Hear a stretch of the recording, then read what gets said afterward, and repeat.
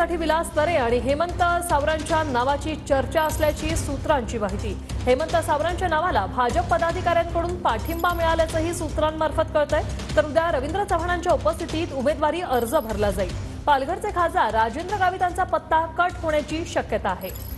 विजय गायकवाड आमचे प्रतिनिधी आपल्या सोबत फोनवरून जोडलेले आहेत। विजय, काय सध्या परिस्थिती?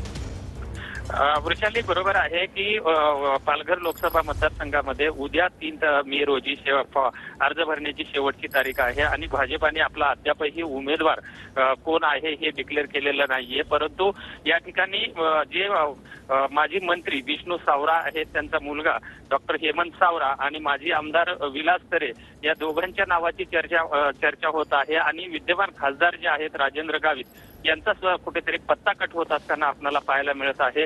उद्या पालकमंत्री रवींद्र चव्हाण यांच्या उपस्थितीमध्ये सकाळी 11 वाजता पालघर जिल्हा कार्यालयामध्ये। निश्चितच धन्यवाद विजय, तुम्ही दिलेल्या या सविस्तर माहितीसाठी।